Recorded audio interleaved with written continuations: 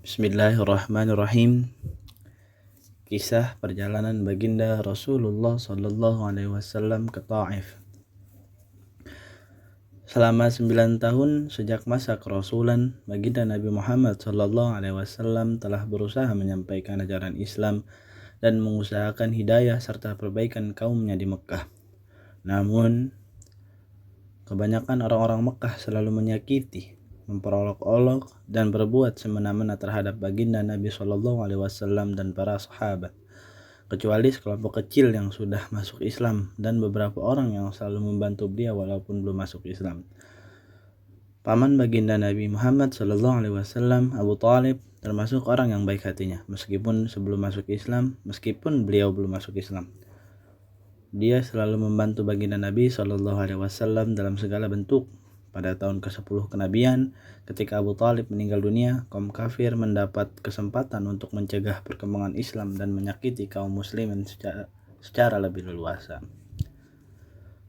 Baginda Rasulullah Shallallahu Alaihi Wasallam pun pergi ke Taif yang didiami kabilah Thaqif yang berjumlah besar, dengan harapan apabila kabilah tersebut masuk Islam, kaum muslimin akan terbebas dari berbagai penderitaan dan Taif akan menjadi pondasi penyebaran agama Islam. Setibanya di Taif, baginda Nabi Shallallahu Alaihi Wasallam langsung menemui 3 orang yang ditokohkan. Beliau berbicara dengan mereka, mengajak mereka kepada agama Allah Subhanahu Wa Taala agar mereka mau membantu baginda Rasulullah Shallallahu Alaihi Wasallam. Akan tetapi mereka bukannya menerima atau paling tidak berlaku sopan kepada tamu yang baru datang sebagaimana adat bangsa Arab yang terkenal dengan memuliakan tamu. Bahkan mereka tanpa basa-basi menyambut beliau dengan sikap dan akhlak yang sangat buruk. Bahkan mereka pun tidak rela baginda Rasulullah Shallallahu Alaihi Wasallam tinggal di situ, padahal orang yang dianggap sebagai tokoh seharusnya berbicara dengan sopan dan berakhlak yang mulia. Salah seorang di antara mereka berkata, "Oh, kamulah orang yang diutus oleh Allah sebagai nabi." Yang kedua berkata, "Apakah Allah tidak menemukan selain kamu untuk diutus sebagai rasul?" Yang ketiga berkata, "Aku tidak mau bicara dengan kamu, sebab jika kamu memang seorang nabi seperti pengakuanmu, lalu aku menolakmu, tentu aku tidak lepas dari musibah. Jika kamu pembohong, maka aku tidak mau bicara dengan pembohong." Akan tetapi baginda Nabi Shallallahu Alaihi Wasallam mempunyai hati yang begitu teguh, laksana sebuah batu karang. Beliau tidak berputus asa dan terus berusaha mendekati masyarakat umum, tetapi tidak seorang pun yang mau mendengarkan beliau. Jangankan menerima, bahkan mereka menghardik, "Tinggalkanlah segera kota kami, pergilah kemana kamu suka."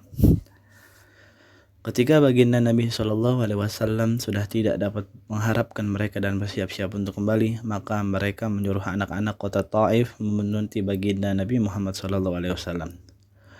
Mereka lalu mengganggu, mencaci, dan melempari baginda Nabi Muhammad Shallallahu Alaihi Wasallam dengan batu sehingga kedua sandal beliau berlumuran darah.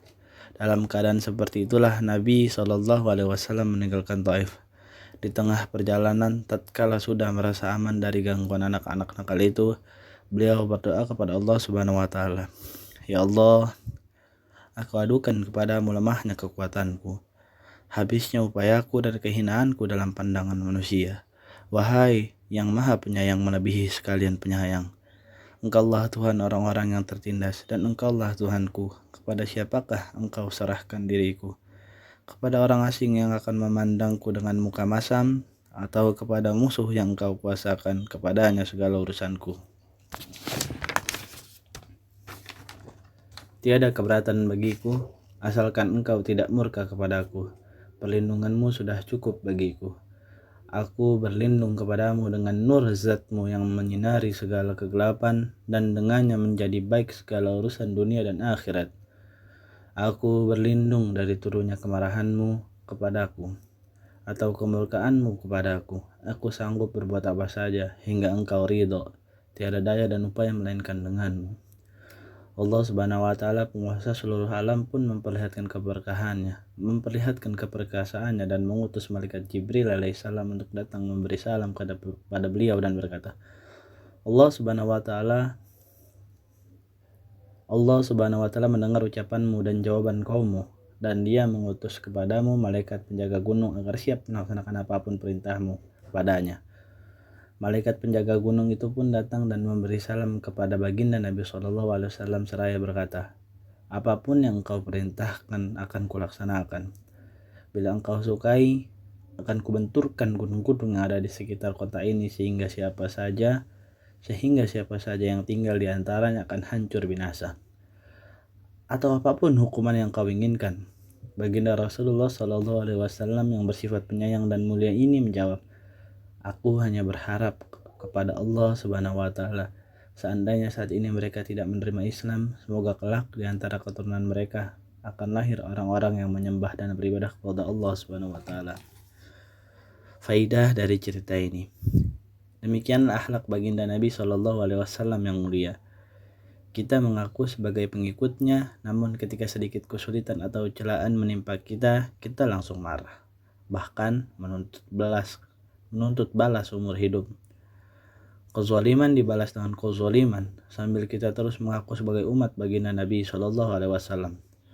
Meskipun mengalami penderitaan dan kesusahan yang berat, baginda Nabi SAW tidak berdoa buruk untuk menuntut balas.